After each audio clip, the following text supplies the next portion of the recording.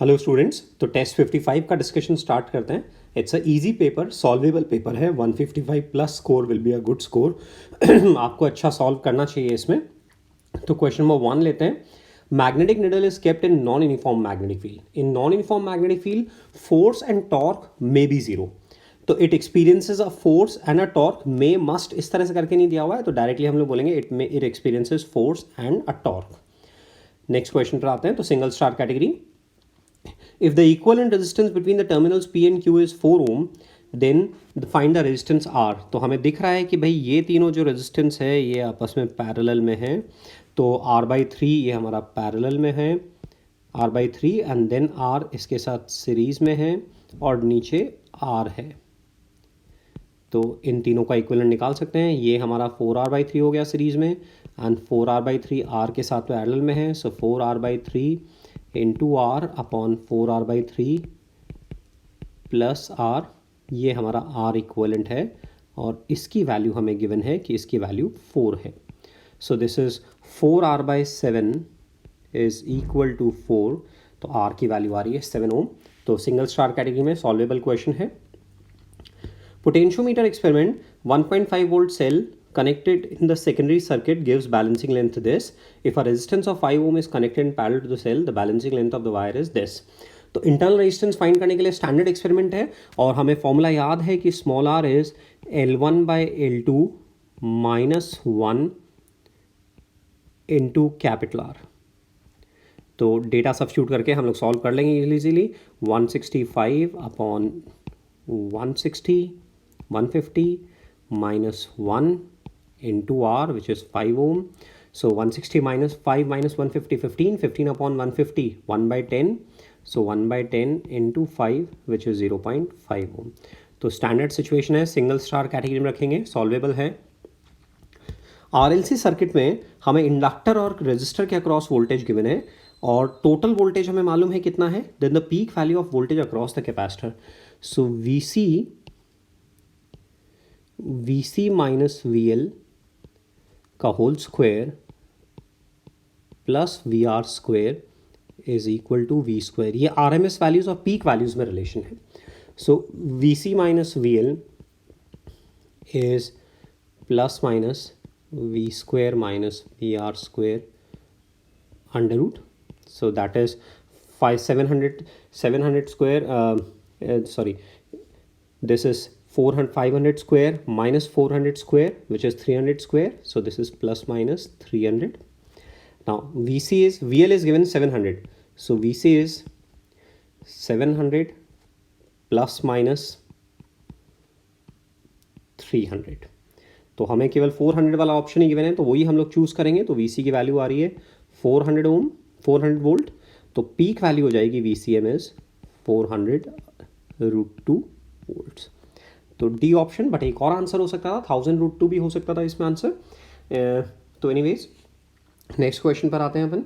तो हमारे पास है, इसको डबल स्टार कैटेगरी में रखेंगे हम लोग।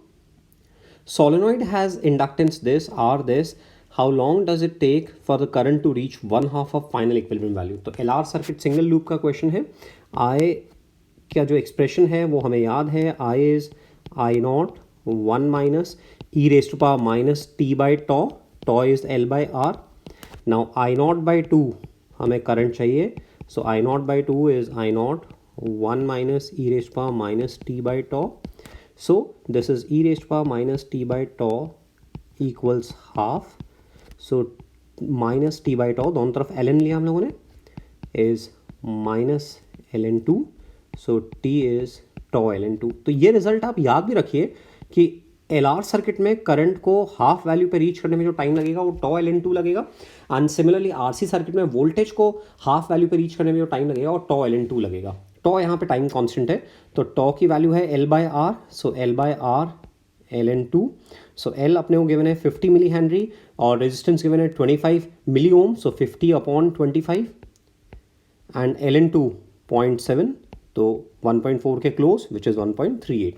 तो 2 स्टार की कैटेगरी रखेंगे, सॉल्वेबल क्वेश्चन है, स्टैंडर्ड सिचुएशन है। एक हमें सर्कुलर आर्क गिवन है और हाफ पार्ट पे पॉजिटिव चार्ज डेंसिटी है और हाफ पार्ट पे नेगेटिव चार्ज डेंसिटी है और सेंटर ऑफ कर्वेचर पे हमें फील्ड की डायरेक्शन देखनी है किधर होगी। तो गाइस एक छोटा सा एलिमेंट लेके देखें हम लोग, तो एक छोटा सा एलिमेंट दोनों तरफ लेके देखते हैं सेम एंगल पे। तो जो पॉजिटिव वाला पार्ट है उसका फील्ड रेडियली आउटवर्ड होगा DE, और जो नेगेटिव वाला पार्ट है उसका फील्ड रेडियली इनवर्ड होगा। तो हम देख रहे हैं यहाँ पे कि इनके ये जो कंपोनेंट्स हैं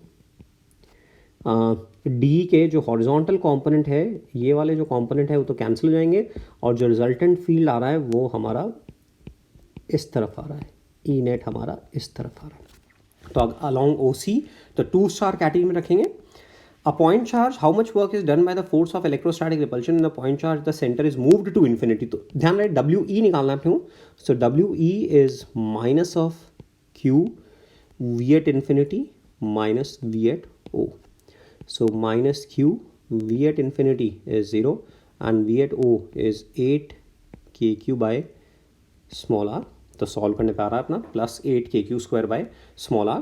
सो solvable question single star category में। वायर है, लूप है, और लूप पे फोर्स बताना है अपने को। तो गाइस जो लूप पे फोर्स है, जो क्लोजर साइड है उस पे जो फोर्स होगा वही नेट फोर्स की डायरेक्शन होगी, क्योंकि उस पे फोर्स डोमिनेट करेगा, वो क्लोज है इसीलिए। तो यहाँ पे ABCD हमें ध्यान है parallel currents attract and anti parallel current repel. तो यदि हमें अट्रैक्शन चाहिए तो जो करंट होनी चाहिए वो AB में पैरेलल होनी चाहिए। दैट मीन्स पूरी लूप में क्लॉकवाइज करंट होनी चाहिए। तो क्लॉकवाइज करंट होगी तो फिर अट्रैक्ट करेगा, तो इसलिए B ऑप्शन है। अच्छा, नेट फोर्स 0 नहीं होगा क्योंकि AB पे फोर्स अलग होगा, AB और CD पे फोर्स अलग अलग होगा, और BC और AD का फोर्स कैंसिल हो जाएगा। तो जो नेट फोर्स है वो AB से डिसाइड होगा। तो यदि हमें अट्रैक्शन चाहिए तो AB में पैरेलल करंट होनी चाहिए, और रिपल्शन चाहिए तो हमें AB में ऑपोजिट करंट फ्लो करानी है। तो सिंगल स्टार कैटेगरी क्वेश्चन रहता है ऐसा एक्सरसाइज में। In a cyclotron of a deuteron can gain an energy of this then a proton gain. तो साइक्लोट्रॉन में finally particle same radius r में मूव करेगा। तो दोनों पार्टिकल्स की रेडियस सेम है और काइनेटिक एनर्जीज हमें रिलेट करनी है। तो R is mv by QB, और mv को अपन काइनेटिक एनर्जी की टर्म्स में लिखें तो गाइज ये हो जाएगा √2km बाई QB। अब ड्यूट्रॉन और प्रोटॉन के लिए मास सेम है ना, मास डिफरेंट है, मास डिफरेंट है, चार्ज सेम है और रेडियस सेम है। So k is proportional to 1/m। So proton का मास हाफ है, तो प्रोटॉन की जो काइनेटिक एनर्जी होगी वो ड्यूट्रॉन की काइनेटिक एनर्जी की डबल हो जाएगी, यानी कि 80 मेगा इलेक्ट्रॉन वोल्ट हो जाएगी। तो 2 स्टार कैटेगरी में रखेंगे। Good question. Wien's constant is this then the temperature of sun. तो लैम्डा T इक्वल्स B, तो हमें T चाहिए, तो T is lambda T upon B, so T is B upon lambda. Solve करेंगे हमारा answer आ जाएगा। सिंगल स्टार कैटेगरी में solvable question है। हमारे को नेट वर्क डन पूछा है, PV डायग्राम गिवन है गाइस। तो सिंगल स्टार कैटेगरी में नेट वर्क डन इज, एक तो नेगेटिव होगा वर्क क्योंकि RS में कंप्रेशन हो रहा है और PQ में एक्सपेंशन हो रहा है, तो RS में नेगेटिव वर्क ज़्यादा होगा एज कम्पेयर टू PQ के पॉजिटिव वर्क से। सो नेट वर्क नेगेटिव होगा। यह आपने याद किया हुआ है कि एंटी क्लॉकवाइज साइकिल है तो वर्क नेगेटिव, और क्लॉकवाइज साइकिल है तो वर्क पॉजिटिव। तो यहाँ पे लूप का एरिया आपने देखना है, तो लूप के एरिया में वर्टिकल साइड है 100 kilo pascal, so 100 into 10⁻³ and horizontal side है PQ 200 cc, सो 200 इंटू 10⁻⁻6 और वर्क नेगेटिव है, तो सॉल्व करने पे आ जाएगा। सिंगल स्टार कैटेगरी में रखेंगे। Suppose ideal gas PV cube और वॉल्यूम 27V किया तो टेम्परेचर कितना टाइम्स हो जाएगा। तो PQV equals constant, PQV equals constant, P को लिखेंगे हम लोग T by V, so T³ by V square is constant और T is proportional to V to the power 2/3. So T dash upon T is V dash upon V raised to power 2/3. Now V dash 27V है, so 27 raised to power 2/3. So that is 9. So T dash is 9T. So 2 star category में good question but solvable है। PV diagram हमें given है, choose the correct statement. तो delta Q from A to B, तो A to B में guys देखें तो A to B में PV डायग्राम में A to B में P directly proportional to V है, यानी कि टेम्परेचर कांस्टेंट है, एंड टेम्परेचर कांस्टेंट है तो डेल्टा QAB, तो टेम्परेचर कांस्टेंट है और वॉल्यूम डिक्रीज हो रहा है, वॉल्यूम डिक्रीज हो रहा है तो W नेगेटिव है, दैट मीन्स Q भी नेगेटिव है, सो दिस इज करेक्ट। फिर B to C में देखें तो आइसोबारिक एक्सपेंशन है, तो डेल्टा UBC आइसोबारिक एक्सपेंशन है, isobaric expansion so temperature is increasing, that means delta U is positive, so ये भी करेक्ट है. देन थर्ड और चेक करने की जरूरत नहीं है, फिर ऑल ऑफ दीज ही होगा आंसर, है ना. W delta W C A B, तो delta W from C A B, तो सी ए में तो वर्क जीरो है और ए बी में जो वर्क आ रहा है वो नेगेटिव आ रहा है क्योंकि कंप्रेशन हो रहा है, तो this is negative. So all the three options are correct. तो डबल स्टार कैटेगरी में रखेंगे, सॉल्वेबल, आसान क्वेश्चन है. Clock which keeps correct time at 20, how many seconds will it gain or lose per day when temperature falls to 0? Okay, so T is 2 pi under root L by G, so proportional to root L. So delta T by T is half delta L by L, and thermal expansion की theory से half delta L by L is alpha delta theta. So delta capital T by T को आप read करें time lost और gained per second, तो हमें small t time में time lost और गेन्ड पर सेकेंड निकालना है, तो delta capital T by capital T into small t. So this is half alpha delta theta into small T.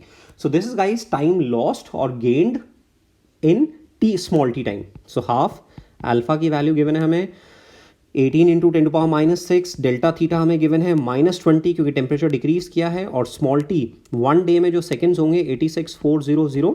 तो ये हम लोग सॉल्व कर रहे हैं, तो 18 इंटू 8644, तो ये आ रहा है हमारा 18 4 ज़ा 72, 2 7 कैरी फॉरवर्ड, 18 6 ज़ा 128, 18 6 ज़ा 108, सॉरी 18 6 ज़ा 108, 7 115, 5 11 कैरी फॉरवर्ड, 18 8 ज़ा 144 plus 11 155. So 18 into 864 is 15552 and 10 to power -3. So this is 15.55 seconds, और ये माइनस आ रहा है, दैट मीन्स टाइम लूज किया है. कितना लूज किया है? 15.55 सेकेंड्स लूज किया है.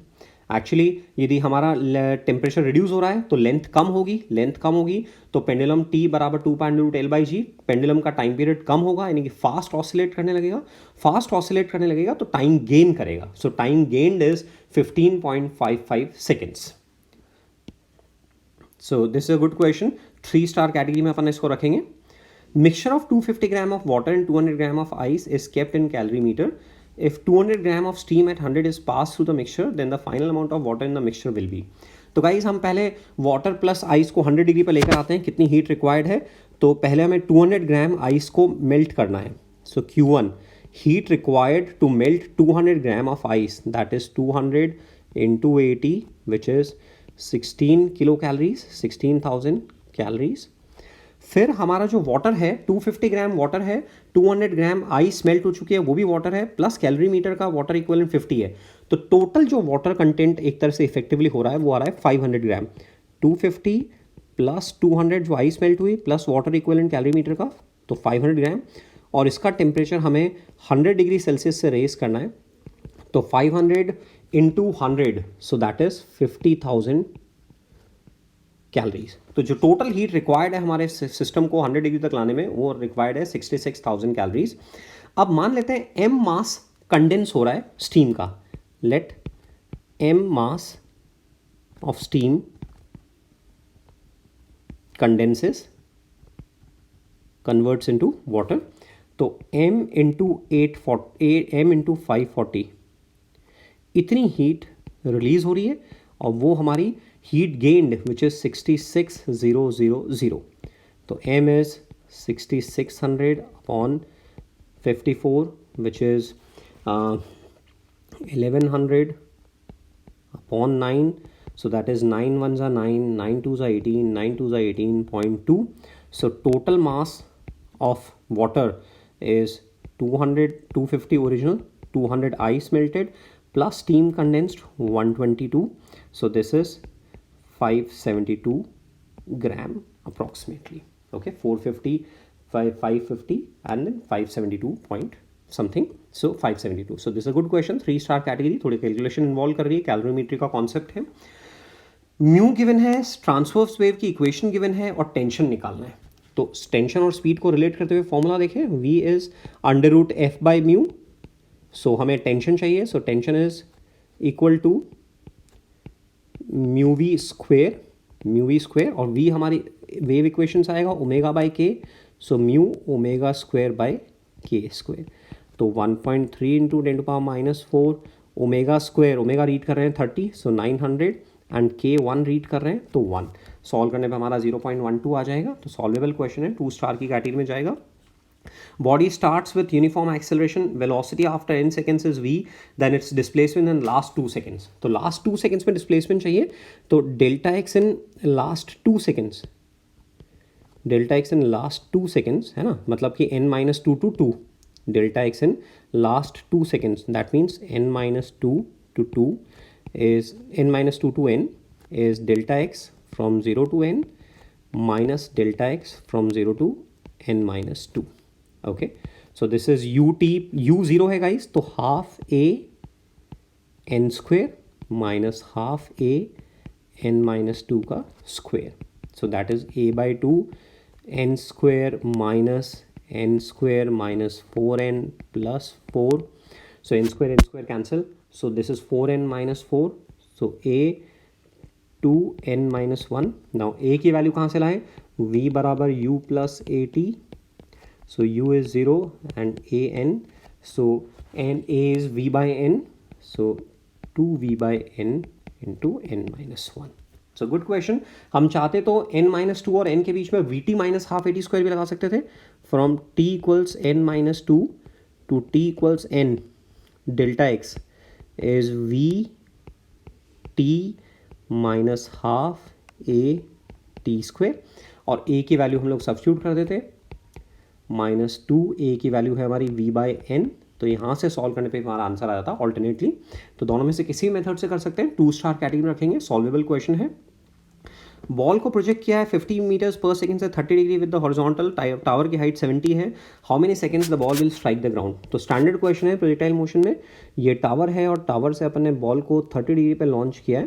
तो गाइज जहाँ से लॉन्च करते हैं वहाँ पे ओरिजिन लेते हैं, और इनिशियली हॉरिजॉन्टल में जिधर ट्रैवल कर रहा हो +x और इधर +y।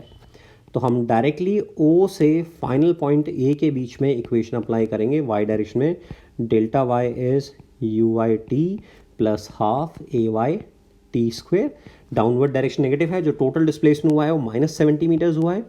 uy हमारी 50 sin 30 that is 25 t plus half ay -10 है टी स्क्वेयर। तो पूरी इक्वेशन को 5 से डिवाइड कर दीजिए, रीअरेंज कर लीजिए, तो t square -5t -14 is equal to 0। Factors करिए, t square -70 plus 2t -14 equal 0, so t -7 plus 2t -7 is equal to 0। तो हम देख रहे हैं t की वैल्यू आ रही है 7 सेकेंड्स। सो सॉल्वेबल क्वेश्चन है, थोड़ा कैलकुलेशन है, तो 2 स्टार की कैटेगरी में रख रहे हैं।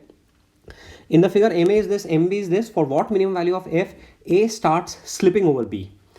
तो जब A और देखिए A starts slipping over B, तो A B के ऊपर स्लिप करेगा तो उस समय दोनों के बीच में friction mu mg limiting friction होगा, और जो ग्राउंड पे तो स्लिपिंग तभी होगी जब वहाँ ऑलरेडी लिमिटिंग फ्रिक्शन क्रॉस कर चुके हैं। तो हम B पे देखें, A और B पे कलेक्टिवली देखें, तो A और B में अभी जस्ट स्लिपिंग स्टार्ट होने वाली है। तो यहाँ से F फोर्स लग रहा है और इधर से जो फ्रिक्शन लग रहा है वो म्यू, और जो लोअर फ्लोर पे नॉर्मल रिएक्शन है which is m1 plus m2g, इतना फ्रिक्शन लग रहा है। इन दोनों फोर्सेस के इन्फ्लुएंस में ये a एक्सेलरेशन से मूव कर रहे हैं। अब अकेले ऊपर वाले का फ्री बॉडी डायग्राम देखिए, b पे फ्रिक्शन a की वजह से पीछे लगेगा, तो a पे फ्रिक्शन b की वजह से आगे लगेगा, और ये यहाँ पे जो नॉर्मल रिएक्शन है m1g उसके बराबर होगा। तो इससे भी a एक्सेलरेशन जनरेट हो रहा है। तो एक बार a और b पे कलेक्टिवली इक्वेशन लगा देते हैं, f minus μ2 m1 plus m2g upon m1 plus m2, ये कलेक्टिवली इक्वेशन लगा दी। जो a और b के बीच का फ्रिक्शन है वो इंटरनल फोर्स हो गया। अब एक बार केवल मैंने a पे इक्वेशन लगा दी which is mu m1g upon m1। तो रीअरेंज करेंगे तो ये हमारे पास आ रहा है f बराबर m1 plus m2 g μ1 plus μ2, m1 plus m2 है हमारा 6, g 60 और μ1 प्लस μ2 है 0.6, सो दिस इज 36 न्यूटन। तो कैपिटल F 36 से लेस होगा तो A और B साथ साथ ट्रैवल करेंगे, बीच में फ्रिक्शन सेल्फ एडजस्टिंग होगा, और यदि हमारा कैपिटल F 36 न्यूटन से बड़ा होगा तो A B के ऊपर स्लाइड करने लग जाएगा। ओके तो क्या किया हम लोगों ने, जब ए और बी के बीच में स्लाइडिंग होगी तो ए और बी के बीच में फ्रिक्शन लिमिटिंग होगा, which is μ1 n1 and n1 m1g के बराबर है। तो एक बार मैंने ए और बी पे कलेक्टिवली न्यूटन सेकेंड लॉ लगाया और एक बार मैंने केवल कैप ए पे न्यूटन सेकेंड लॉ लगाया लिमिटिंग केस में। इन लिमिटिंग सिचुएशन जहाँ पे कि जस्ट थ्रेशोल्ड की स्लाइडिंग की थ्रेशोल्ड पर है ए और बी में फ्रिक्शन μs n के बराबर है। ओके ध्यान रहे, जब ए और बी के बीच में फ्रिक्शन लिख रहे हैं तो ए और बी के बीच का नॉर्मल फोर्स काम आएगा, और जब बी और फ्लोर के बीच में फ्रिक्शन लिख रहे हैं तो बी और फ्लोर के बीच का नॉर्मल फोर्स काम आएगा। सो this is a good question, 4 star category में रखेंगे, यदि आपने सॉल्व किया है तो गुड। आगे के लिए ये 2 ब्लॉक सिस्टम का अपने को समझना है अच्छी तरह से। पैराबोलिक वायर बोल है और उसमें कितनी हाइट पे मैक्सिमम रखें कि ये स्लिप नहीं करे। तो आपको मालूम है जब स्लिपिंग की थ्रेशोल्ड होगी तो जो एंगल थीटा है इंक्लिनेशन, वो हमारा angle of repose tan theta बराबर mu, this is threshold of sliding, ये एंगल ऑफ रिपोज लिखा। अब क्योंकि एक कर्व वायर है तो tan थीटा हमारा ज्योमेट्री से dy/dx होगा। सो dy/dx, y को डिफ्रेंशिएट किए तो 2x/20 विच इज x/10 बराबर म्यू। तो x की वैल्यू आ रही है 10 म्यू और म्यू की वैल्यू गिवन है 0.5, सो दिस इज 5। तो x की वैल्यू 5 आ रही है। अब y वाली इक्वेशन रख दीजिए, तो 5 का square upon 20, 25/2.5 1.25। So this is a good question, 3 star category में रखेंगे, बट एक्सरसाइज में रहता है इस तरह का क्वेश्चन। सीखना है अपने को एंगल ऑफ रिपोज का। Which of the following statements is true for collision? तो total kinetic energy is not conserved in inelastic collision, but momentum is conserved. Momentum सब तरह की collisions में conserved होगा if collision isolated. Kinetic energy may or may not be conserved. Single star category में जाएगा। If all the surfaces are smooth, then CM of the system. तो guys vertical में तो एक्सटर्नल फोर्सेज हैं, देखिए vertical में दोनों ब्लॉक्स का capital M plus small m G ये लगेगा, वर्टिकल में फ्लोर से नॉर्मल रिएक्शन लगेगा। तो वर्टिकल में तो एक्सटर्नल फोर्सेज हैं, बट इस सिस्टम में हॉरिजॉन्टल में कोई एक्सटर्नल फोर्स नहीं है। सो हॉरिजॉन्टल में सेंटर ऑफ मास मूव नहीं करेगा, केवल वर्टिकल में मूव करेगा। आप इसको दूसरे तरीके से समझ सकते हैं, देखिए जो वेज है वो तो केवल हॉरिजॉन्टली ट्रैवल कर रहा है, और ब्लॉक हॉरिजॉन्टली भी ट्रैवल कर रहा है, वर्टिकली भी ट्रैवल कर रहा है। तो सेंटर ऑफ मास वर्टिकली नीचे आएगा, हॉरिजॉन्टल में सेंटर ऑफ मास शिफ्ट नहीं होगा, केवल वर्टिकल में शिफ्ट होगा। हम सिंगल स्टार कैटेगरी रखेंगे। और ये वेज ब्लॉक का कॉन्सेप्ट अपने को अच्छी तरह सीखना है कि जब सारी सर्फेसेस, जब फ्लोर स्मूथ है, इन दोनों के बीच का फ्रिक्शन होता तो कोई दिक्कत नहीं थी, बट फ्लोर स्मूथ होना चाहिए। फ्लोर स्मूथ है तो नेट एक्सटर्नल फोर्स हॉरिजॉन्टल में 0 है, इसलिए सेंटर ऑफ मास हॉरिजॉन्टल में डिस्प्लेस नहीं होगा, केवल वर्टिकल में डिस्प्लेस होगा। तो 2 स्टार कैटेगरी में डाल देते हैं। आगे के लिए सीखना है child standing on a trolley moving with speed v, if the child starts running, तो इंटरनल फोर्सेस से चाइल्ड रन करना स्टार्ट हुआ, सेंटर ऑफ मास की वेलोसिटी पे कोई इफेक्ट नहीं आएगा, वो अभी भी v रहेगी। तो single star category, standard situation. Molecule of mass है moving with speed v makes elastically impinges on the wall at an angle alpha. तो वॉल है और वॉल से अल्फा एंगल पे कोलाइड कर रहा है नॉर्मल के साथ, तो इलास्टिकल कोलिजन है तो अल्फा एंगल पे ही रिबाउंड करेगा। तो मोमेंटम का केवल ये वाला कंपोनेंट चेंज होगा। जब स्ट्राइक किया था तो कंपोनेंट mv cos अल्फा ऐसे था, और जब रिबाउंड कर रहा है तो at an angle alpha with the wall, तो angle alpha with the wall given है एक्चुअली, केवल प्रिसाइजली लिखा हुआ है विद द वॉल, तो अपने को नॉर्मल से नहीं लेना एंगल, अपने को एंगल जो लेना है वो वॉल के साथ में लेना है। तो ये अल्फा, ये अल्फा, ये अल्फा, तो mv sine alpha, mv sine alpha momentum का कंपोनेंट है वॉल के नॉर्मल टूवर्ड्स राइट कोलाइड करने से पहले, और कोलाइड करने के बाद में this is mv sine alpha towards left. जो वॉल के पैरेलल कंपोनेंट है वो चेंज नहीं होगा, केवल वॉल के नॉर्मल कंपोनेंट चेंज हो रहा है। तो चेंज कितना हुआ मोमेंटम में, 2mv sine alpha. So this is reaction impulse, so impulsive reaction is 2mv sine alpha of the wall. ठीक है, तो ये भी स्टैंडर्ड सिचुएशन है, 2 स्टार कैटेगरी में रखे हम लोग। Hollow vertical cylinder radius r, right edge, small particles placed in contact with the inner side of upper rim at point P. It is given a horizontal speed. तो ये helical motion में ऐसे अंदर की तरफ अपने रिम के along दिया है वेलोसिटी, बट ग्रेविटी की वजह से वो नीचे भी आएगा, तो ऐसे इस तरह से ट्रैवल करता हुआ इनर साइड वॉल पे नीचे की तरफ आएगा। तो हमसे बोला है total number of revolutions made.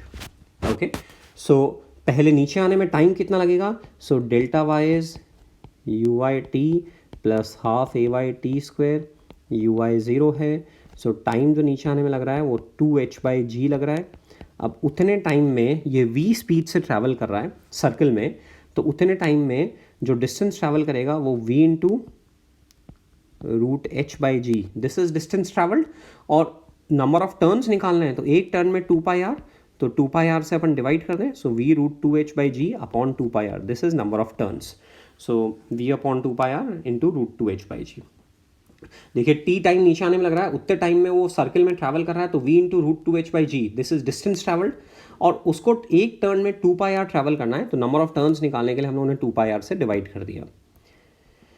The acceleration of body due to attraction of earth at a distance 2r from the surface of earth, तो सेंटर से डिस्टेंस 3r हो गया है, तो सरफेस से 3r हाइट पे चले गए। तो अपने को मालूम है acceleration to gravity is proportional to 1/r²।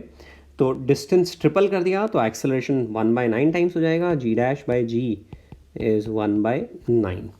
So answer is A. तो स्टैंडर्ड क्वेश्चन है सिंगल स्टार कैटेगरी में। Two bodies m1 m2 they are allowed to move towards each other under mutual gravitational attraction their relative velocity. तो guys ये m1 और m2 पहले तो far away है, पहले फार अवे हैं, और फिर इनको हम लोगों ने एक दूसरे के क्लोज आने दिया। तो ये m1 ये m2 पहले इनफाइनाइट सेपरेशन पे है, इनकी वेलोसिटी 0 है, और फाइनली वो r सेपरेशन पर है।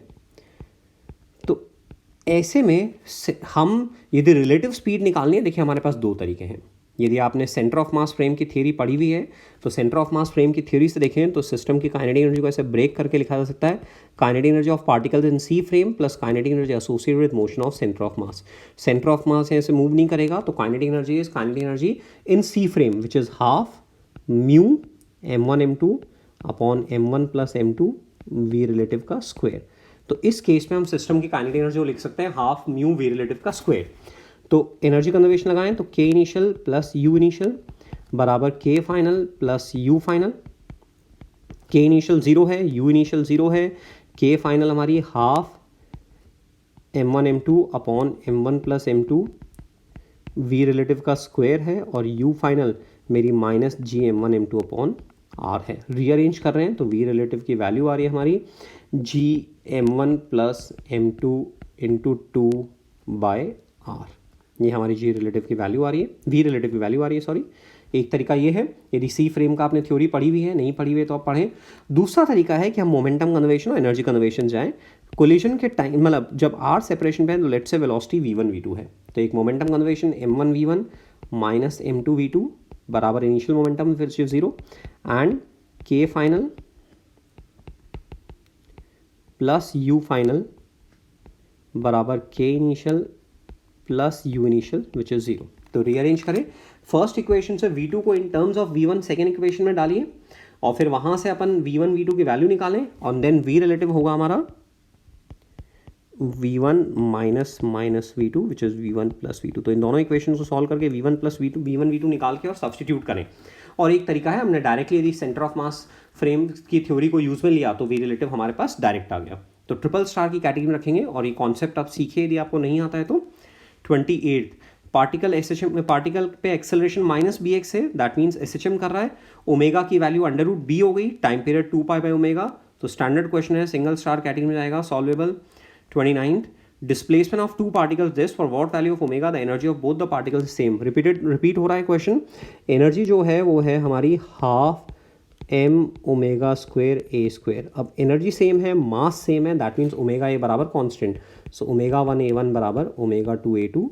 तो हमें ω2 चाहिए, सो ω1 हमें दिख रहा है 10, a1 दिख रहा है 4, a2 दिख रहा है 5, यहाँ से ω2 आ जाएगा। तो सिंगल स्टार कैटेगरी में क्वेश्चन है, रिपीटेड है।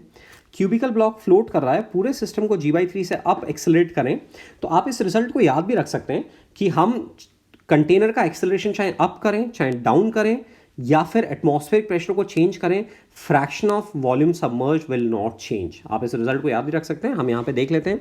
तो पहले कितना वॉल्यूम सबमर्ज्ड है, हाफ वॉल्यूम सबमर्ज्ड है, सो mg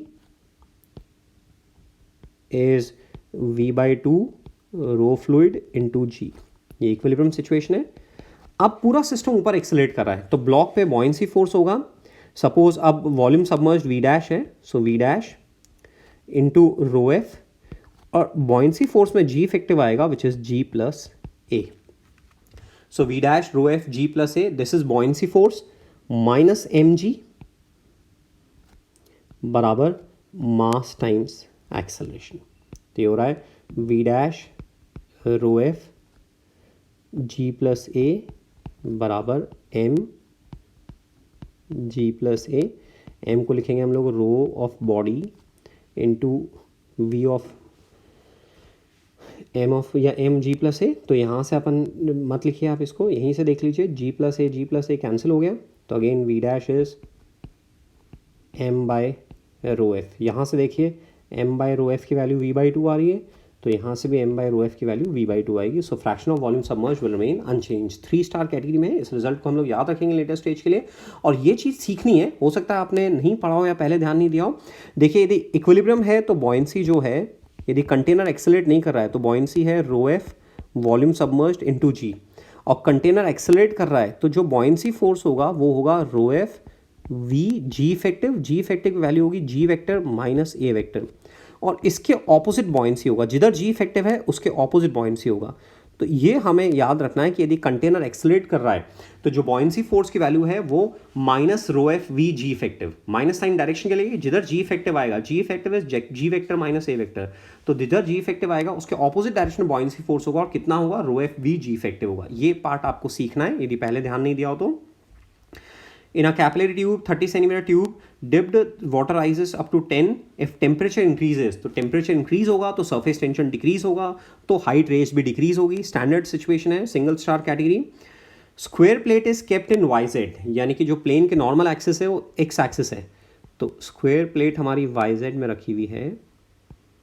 ये suppose y axis है, ये z axis है, और x axis ये है। तो हमारी perpendicular axis की थ्योरम के अकॉर्डिंगली आई एक्स बराबर I y plus I z. Single star category, shell of mass m explodes in 2 fragments of mass ratio 2:3। The smaller fragment moves with the velocity of this, then the kinetic energy of the larger fragment. तो masses 2:3 के ratio में है, सो m1 by m2 is 2:3। तो m2 की value देखें तो m2 की value आ रही है 3/3 plus 2 into total, so this is 12 kg, और m1 की वैल्यू आ रही है 8 kg। अब the smaller fragment moves with the velocity of 6, so 8 into 6 minus 12 into V2 बराबर इनिशियल मोमेंटम 0, सो V2 आ रहा है 4, और अपन काइनेटिक एनर्जी निकाल सकते हैं K2 हाफ 12 इंटू 4 का स्क्वायर। तो यहाँ से हमारी काइनेटिक एनर्जी आ रही है। तो सिंगल स्टार कैटेगरी में जाएगा, स्टैंडर्ड क्वेश्चन है। Electron makes a transition from 3 to 1, the recoil momentum. ये भी रिपीट हो रहा है क्वेश्चन। एटम से जब फोटोन बाहर निकलेगा, एटम से जब फोटोन बाहर निकलेगा तो एटम रिकॉइल करेगा। तो P atom minus P atom plus P photon बराबर इनिशियल मोमेंटम विच इज़ 0। तो यानी कि पी एटम पी फोटोन के बराबर होगा, और पी फोटोन, यदि फोटोन की एनर्जी ई है तो पी फोटोन ई बाई सी होगा। अब गाइस 3 से 1 में, तो यानी कि minus 3.4 electron volt energy state से minus 13.6 electron, minus 3.4 minus 1.5 eV से माइनस 13.6, तो जो एनर्जी आ रही है वो आ रही है 12.1 ई विच इज़ 1.6 इंटू 10⁻⁻19, एंड सी है हमारा 3 इंटू 10⁸। तो हम यहाँ से देख रहे हैं कि हमारा आंसर आ जाएगा 0.5, 12 इंटू 0.5, तो ये रफली -27 के अराउंड ये वाला ऑप्शन आ जाएगा। ए सॉल्व करेंगे आराम से। सो नेक्स्ट क्वेश्चन पे मूव करते हैं हम लोग। सो इसको ट्रिपल स्टार कैटेगरी में रखें क्वेश्चन को। When an electron revolves around the nucleus then the ratio of magnetic moment to angular momentum. Guys बहुत इंपॉर्टेंट रिलेशन है, कोई भी चार्ज पार्टिकल सर्कल में घूम रहा है तो ratio of magnetic moment mu upon angular momentum is q by 2m। यदि चार्ज पॉजिटिव है तो म्यू और एल सेम डायरेक्शन में होंगे, और चार्ज नेगेटिव है तो म्यू और एल ऑपोजिट डायरेक्शन में होंगे। तो इलेक्ट्रॉन के कॉन्टेक्स्ट में ये e/2m हो जाएगा, जिसको जायरो मैग्नेटिक रेशियो बोलते हैं। तो इंपॉर्टेंट कॉन्सेप्ट है, 2 स्टार कैटेगरी में रखें, आगे के लिए अपने को याद रखना है अच्छी तरह से। Radio active sample 5000 dpm after 5 minutes 1250 1/4 हो गया है, देन द डीके कॉन्स्टेंट। तो ये 1/4 हो गया है, दैट मीन्स 5 मिनट्स जो है वो 2 हाफ लाइफ्स के बराबर है, क्योंकि जो एक्टिविटी है वो अपनी 1/4 हो गई है, that means this is twice of T half. तो टी हाफ की वैल्यू आ रही है हमारी 2.5 minutes, and then lambda is ln2 by T half,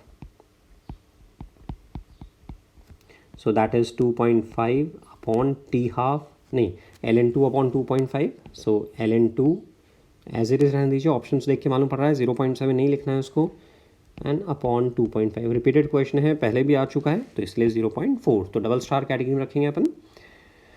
When a metallic surface's threshold wavelength 4 lambda is illuminated with light of wavelength lambda, the stopping potential is V.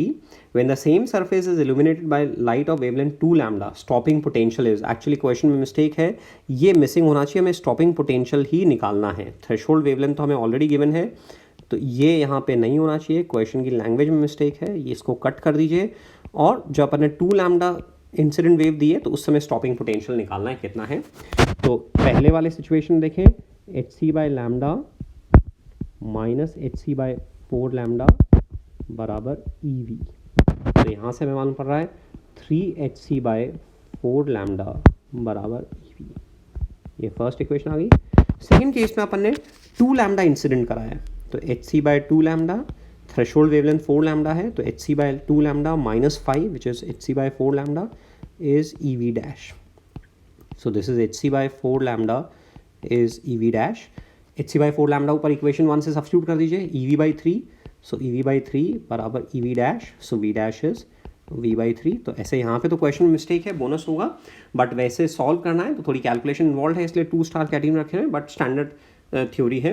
If an electron and photon propagate in the form of wave having the same wavelength, ध्यान रहे electron के लिए energy H C by lambda नहीं लगेगी. Electron के लिए जो है इलेक्ट्रॉन मास पार्टिकल है, एच सी बाई लैम्डा या एच बाई लैम्डा केवल, मतलब H C by lambda H by lambda photon के लिए है ना.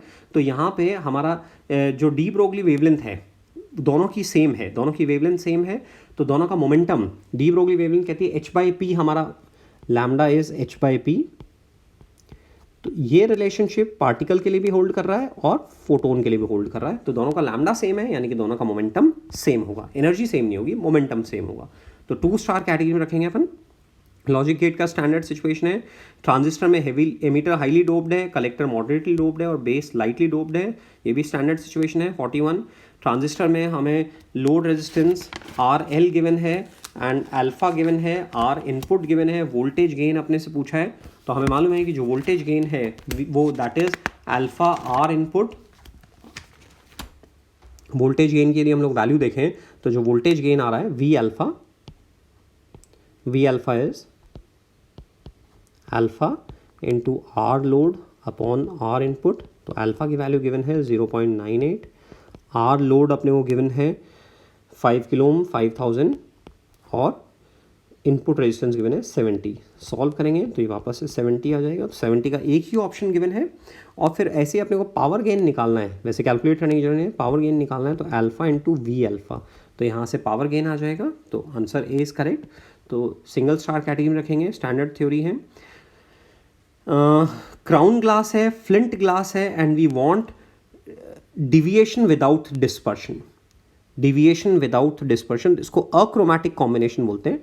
Deviation without dispersion, achromatic combination, मतलब कलर्स हमें सेपरेट नहीं दिखेंगे, वाइट लाइट वापस से वाइट लाइट में ही निकलेगी. तो दोस्तों लास्ट अपन ने टेस्ट में भी देखा था, ये थ्योरी हमें पढ़नी है डिस्पर्शन की. तो जो एंगुलर डाइवर्जेंस होता है, मैंने आपको लास्ट टेस्ट में भी एक्सप्लेन किया था, फिर से एक्सप्लेन कर रहा हूँ. यहाँ पे वाइट लाइट आ रही है, ये कलर्स में डिवाइड हो रही है और फिर ये इधर से वापस से डिवाइड होके लाइट ऐसे निकल रही है. रेड का वेवलेंथ मैक्स है, रिफ्रैक्टिव इंडेक्स लीस्ट है, तो डिविएशन भी लीस्ट होगा. तो this is red colour, this is violet colour, इन दोनों के बीच का जो एंगल है दिस इज़ एंगुलर डाइवर्जेंस और ये इंसिडेंट रे है. तो एंगुलर डाइवर्जेंस जो होगा वो delta we minus delta R होगा. अब ये दोनों प्रिज्म हमारे ऑपोजिट सेंस में रखे हुए हैं, तभी अक्रोमैटिक कॉम्बिनेशन बनेगा. तो जो नेट एंगुलर डाइवर्जेंस है वो हो जाएगा हमारा फर्स्ट वाले का 5 crown glass minus 5 flint glass, और ये हमें 0 चाहिए. वाइट लाइट वापस से वाइट लाइट जानी चाहिए, यानी कि एनवेलप क्लोज होना चाहिए, 5 0 हो जाना चाहिए. तो दोनों का 5 ऑपोजिट होगा, इसलिए अपन सबट्रैक्ट कर रहे हैं और फाइनली 0 कर रहे हैं. तो ये हो गया mu v minus mu r into a बराबर mu v dash minus mu r dash into a dash. तो हमें ए डैश की वैल्यू चाहिए. So a dash is mu v minus mu r. So 1.513 minus 1.523 523 1.523 minus 1.513, so 0.010 upon mu v dash minus mu r dash, that is 0.020 into a which is 6 degree, तो ये आ रहा है हमारा 3 degree. तो ये theory अपने को पढ़ लेना है, HC वर्मा में भी गिवन है, आपके इंस्टीट्यूट के नोट्स में भी गिवन है। नेक्स्ट 3 स्टार कैटेगरी में अपन इस क्वेश्चन को रखें। ये क्वेश्चन आपकी एक्सरसाइज में भी है, स्टैंडर्ड क्वेश्चन है। 3 लाइट रेज आ रही हैं, कौन सी सेपरेट हो जाएगी? तो हमें पहले ये देखना है ये लाइट रे का एंगल ऑफ इंसिडेंस कितना है। तो लाइट रे वर्टिकल फेस पे नॉर्मल आ रही है, I 0 है, R 0 है, तो R डैश A के बराबर हो गया। तो एंगल ऑफ इंसिडेंस जो है वो 45 डिग्री है। ओके, और TIR के लिए this should be greater than theta C। So 1/√2 sin 45 degree is greater than sin theta c. Sin theta c is 1 upon n. So n is greater than √2. So for n greater than √2, TIR occurs. And n less than or equal to √2, ray transmits. तो अपन देखें options में हमारा n greater than √2, तो 1.43, 1.47 greater than √2 है, तो इनका तो TIR होगा, यानी कि ग्रीन और ब्लू कलर अंदर ही वापस रह जाएंगे, और red colour n less than √2 है, रेड कलर ट्रांसमिट हो जाएगा, है ना। तो यहाँ पे जो रेड कलर है वो तो हमारा ट्रांसमिट हो रहा है, रेड कलर हमारा ट्रांसमिट हो रहा है, ऑलराइट। और जो ग्रीन और ब्लू कलर है, green colour and blue colour, इनका TIR हो जाएगा, ग्रीन कलर का भी TIR हो जाएगा एंड ब्लू कलर का, इन दोनों का TIR हो जाएगा।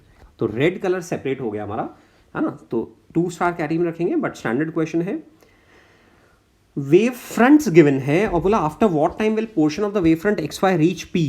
तो गाइस जब भी वेव फ्रंट्स ड्रॉन होते हैं तो ऐसे में वेव फ्रंट्स के बीच में गैप लैम्डा होता है। तो ये देखिए, ये फर्स्ट वेव फ्रंट है, ये सेकेंड वेव फ्रंट है, ये थर्ड वेव फ्रंट है, ये फोर्थ वेव फ्रंट है। तो ये गैप लैम्डा है, ये गैप लैम्डा है, और ये गैप भी लैम्डा है। तो ये तीनों गैप्स लैम्डा है, तो 1 और 4 के बीच में गैप 3 लैम्डा आ रहा है। और प्लेन वेव है, स्पीड c दे रखी है, तो टाइम जो होगा वो distance travelled which is 3 lambda upon speed, so c। So this is a good question. आगे के लिए ध्यान रखना है कि यार इस तरह से डायग्राम गिवन हो सकता है और वहाँ से अपने को इंटरप्रेट करना है। तो जब कॉन्जिक्यूटिव वेव फ्रंट्स गिवन है तो कॉन्जिक्यूटिव वेव फ्रंट्स के बीच में गैप लैम्डा के बराबर होगा। Contrast in the fringes, interference fringes में जो कॉन्ट्रास्ट होता है वो Imax अपॉन Imin से डिसाइड होता है। और Imax अपॉन Imin ये किस पे डिपेंड करेगा? वो intensity ratio of the sources पे डिपेंड करेगा। तो इसीलिए C is the correct answer. Contrast better के लिए I1 अपॉन I2 1 होना चाहिए। परफेक्ट कॉन्ट्रास्ट के लिए I1 I2 1 के बराबर, I1 अपॉन I2 1 होना चाहिए। और I1 I2 जितना ज़्यादा डिफर करेंगे कॉन्ट्रास्ट उतना ही पुअर होगा। सो C option is correct, single star category. तो ओवरऑल पेपर इजी साइड पर है, आपको अच्छा स्कोर करना चाहिए और कुछ नई चीज़ें जो अपन ने सीखी हैं वो अपने को आगे के लिए कैरी फॉरवर्ड करनी है, उनको